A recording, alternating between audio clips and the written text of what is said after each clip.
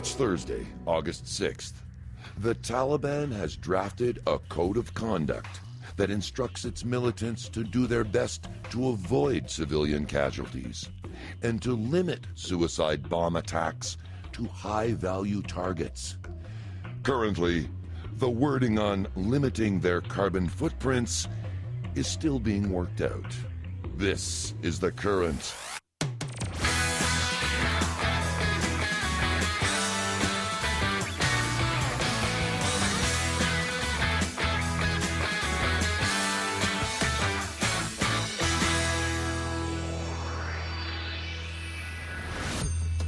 Good morning, I'm Tom Harrington. Welcome to the summer edition of The Current. Well, the Taliban may have drafted a code of conduct aimed at avoiding civilian casualties, but someone didn't get the memo.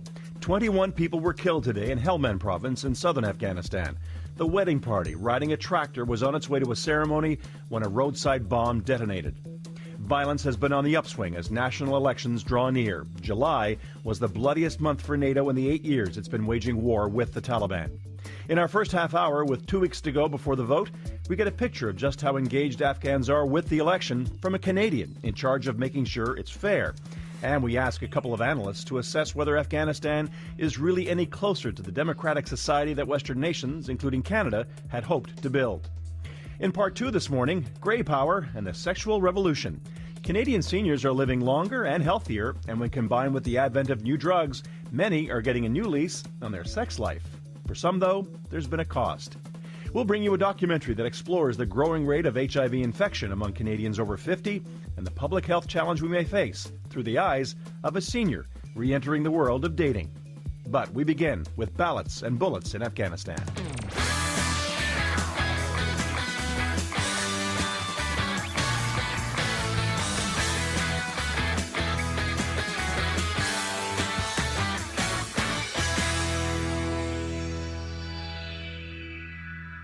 Ranjina Hamidi is the kind of person you'd expect to be knee-deep in Afghanistan's presidential election campaign right now. She's a long-time civil society activist and the CEO of the first women-run business in Kandahar, a textile export company that employs and empowers Afghan women.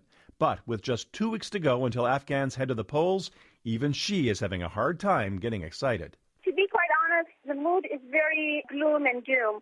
The security, or rather insecurity, of the region is so bad that every man, woman, adult person who is possibly concerned about the upcoming elections is questioning on a daily and on a every second basis whether to participate in these elections or not. Those of us who think and know that elections are an important process of democracy, the insecurity of the region completely overwhelmed our minds, and many people, like myself, are afraid to come out on the day of the elections. We are afraid that something major will happen, and so nobody really wants to risk their lives. The local people are saying they haven't really seen anything positive change. Most importantly, a lot of people feel that there's just no justice in this society and in this community, so why are they going to participate in an activity that is defined and ruled by the international community, such as election, when instead the international community can very much focus on the security and insecurity of this region. That's Ranjina Hamidi, a longtime Afghan civil society activist.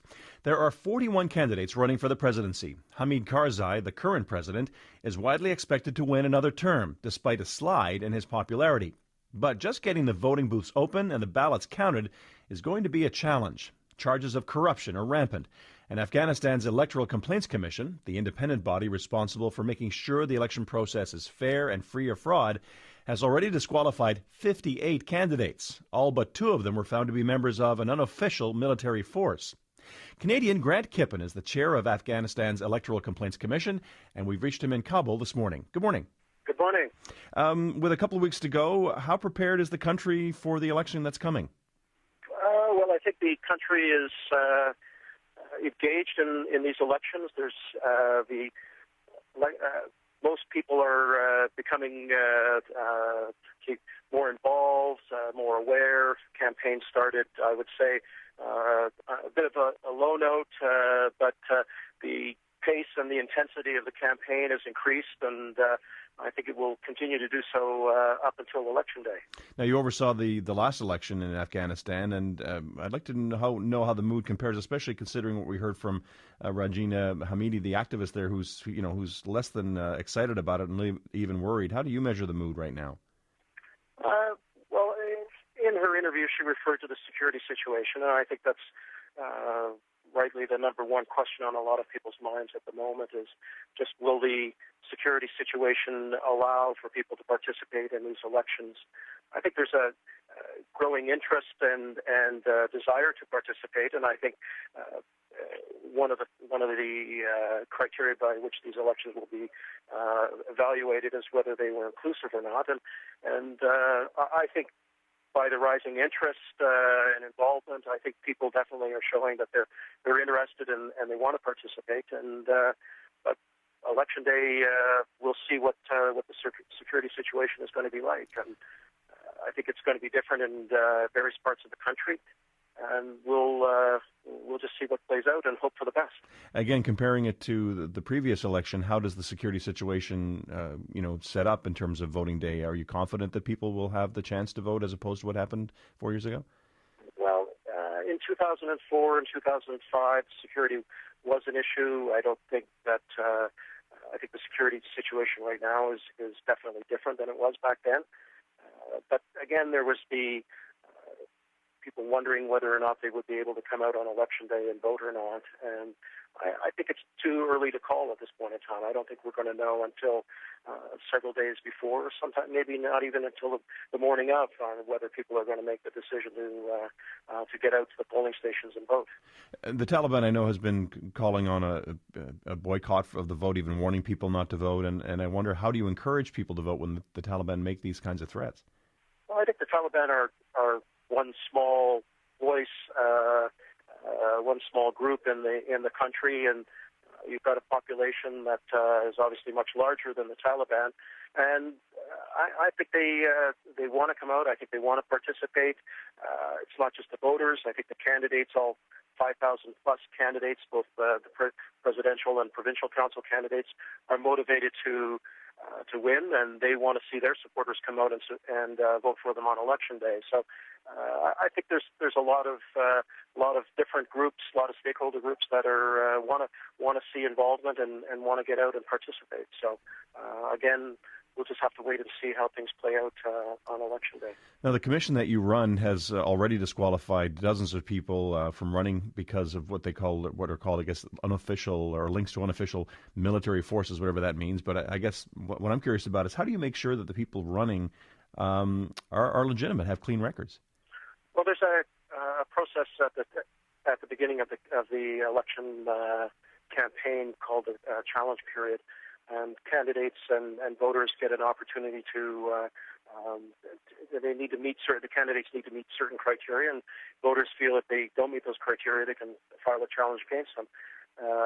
The links to illegal armed groups is a very sort of detailed process. It's actually, we rely very heavily on an organization called the Joint Secretariat for Disarmament and Reintegration Commission, who over the past number of years have collected information on thousands of individuals around the country who have links to or effectively command illegal armed groups. So we relied quite heavily on the Joint Secretariat for the information in order to disqualify these people.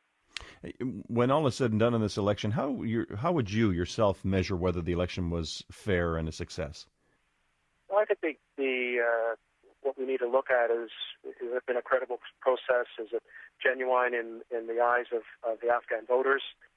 And whether, as I said earlier, it's been an inclusive process or not. Have people been able to participate in the way that they would like to, whether it's by casting a vote or whether going out and actively supporting a particular candidate. So I think these are the criteria against which they're going to be these elections are going to be evaluated against. And I think we also have to remember that this is the first sort of complete election cycle in Afghanistan's history, and I think it's a historic time, and I think there's a time of great opportunity. So I'm optimistic that that Afghans, from the friends and colleagues here that I work with and I've known over the past number of years, I think they want to see things continue and they want to move in the right direction and strengthen the democratic process that's been started here back in 2004. Mr. Kibben, good to talk to you. Thanks for doing this. Okay, thank you. Bye-bye. Have a good day. Canadian Grant Kippen is the chair of Afghanistan's Electoral Complaints Commission. Well, with so much at stake, there are people asking if this election will make any difference for Afghanistan's future. For their thoughts on that question, we're joined by two people. Mark Sedra is a senior fellow at the Centre for International Governance Innovation, or CIGI. He is in Waterloo, Ontario this morning. And Patricia Degennaro is a senior fellow at the World Policy Institute and professor of global affairs at New York University. She is in New York City this morning. Good morning to you both. Good morning.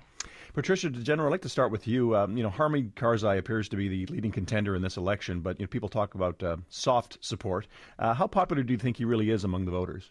I don't think he's very popular at all. In fact, going back and forth there in the past couple of years, he seems to get less popular every time I go back. People are worried about his participation in a lot of different activities. There's corruption issues going on. And also, I think the bottom line is that they just don't see him as a strong leader, and they're looking for someone to be strong, because I think, as Grant said in the interview you just did earlier, people do want the democratic process to continue, and they do want the changes to continue, and they don't feel that Hamid Karzai is probably the one to continue that at this point. And is that sort of ambivalence towards Karzai, does that trickle down into the general interest in the election and engagement?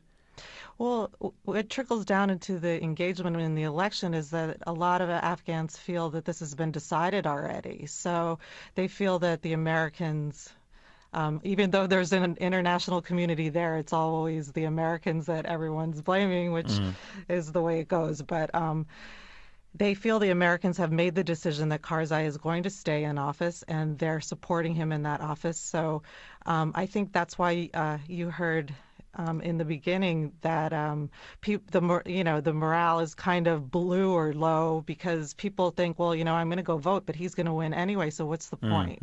Mark Sedra, I'd like to bring you in at this point because, he's had one term in office, let's say, Mr. Karzai. How would you characterize his leadership of the country? Well, I would agree entirely that most Afghans are quite disappointed with Karzai's first term in office.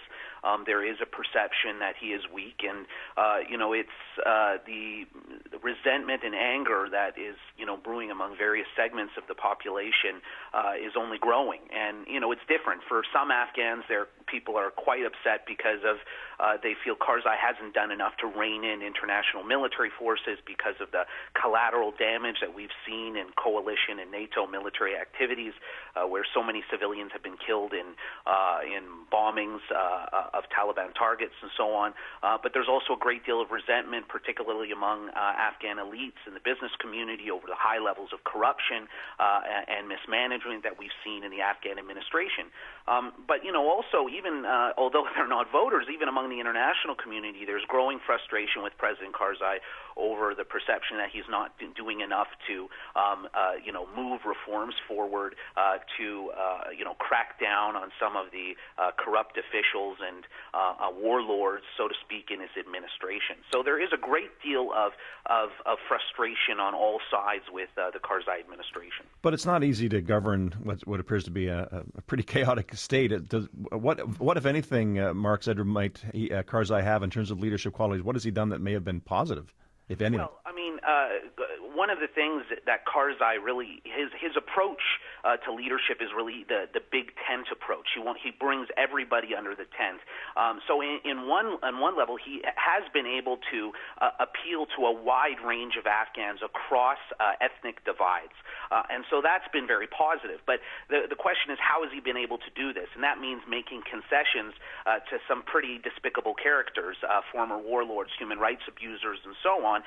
And we've seen that in this election. We've seen President Karzai, supposedly actually making some deals with various former commanders and current commanders and so on in order to gain their support for the election. And this is, again, causing some resentment among certain elements of the population who feel that, this is not the type of behavior you should see in a democratic society. Patricia Degennaro, I'm curious about the competition. I mean, we hear about Karzai in the West all the time, but there are 41 candidates for president. Is there anyone among them who could pose a challenge against Karzai?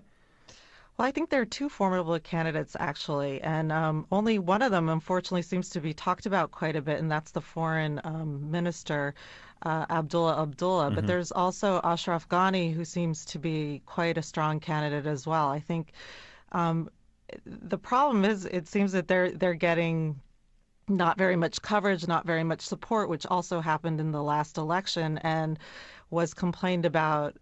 We received a large number of complaints that Karzai was getting all the money from the international community. He was allowed to use transportation from them. And these candidates, I think at last minute, it's just been recent that they've been given some of those benefits as well. But yeah, I think that we should definitely be hearing more about these candidates. There are two women candidates, mm-hmm.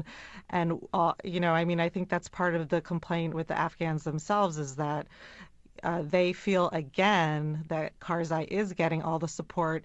And I've talked to some younger people, and they're actually quite excited about Ashraf Ghani, but their comments to me was basically, well, we just see that Karzai is a shoo-in, so we don't know if we can make a difference or not in this election. Mark Sedra, the Taliban is saying they're going to try to disrupt the vote, even though Karzai says if he wins, he wants to negotiate with them. What's at stake for the Taliban, either to lose or gain in this election? Well, elections are a symbol that the reconstruction, the state-building process is moving forward.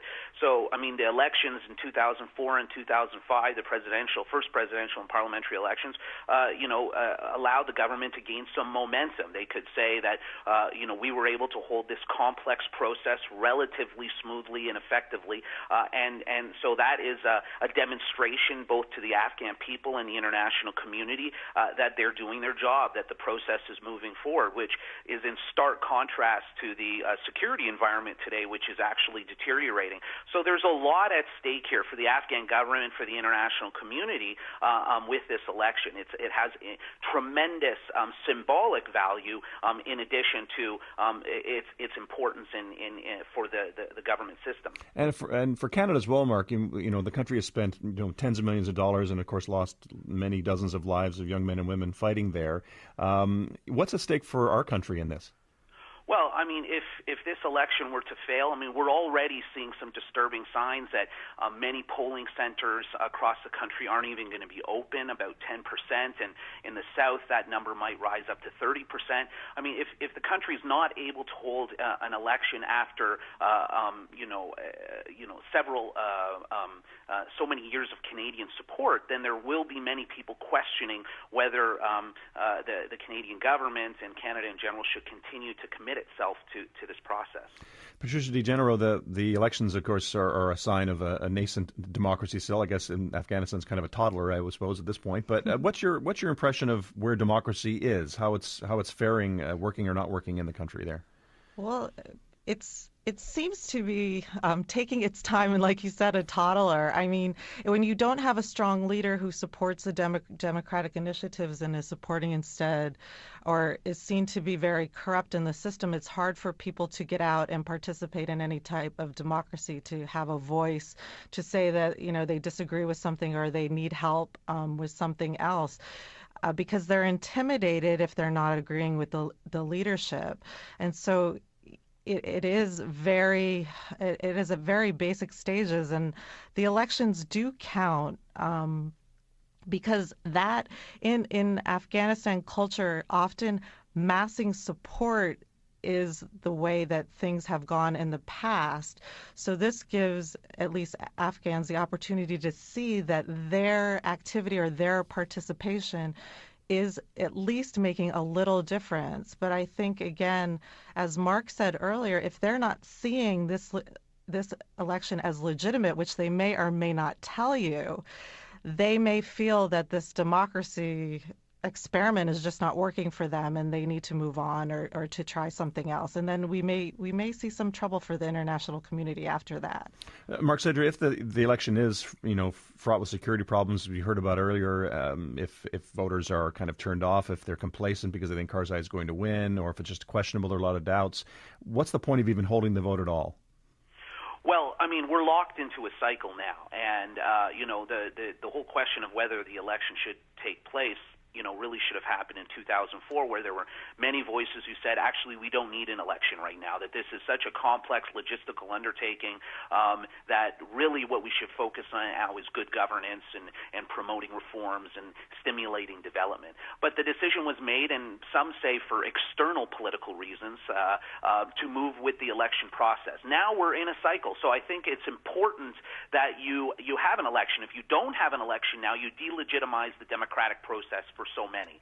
And also, of course, the negative ramifications in the international community for populations such as Canada and the Netherlands and so on, who are already on the fence in terms of supporting the reconstruction process. I think it's very important that you go through with the election, you have a successful election at this time.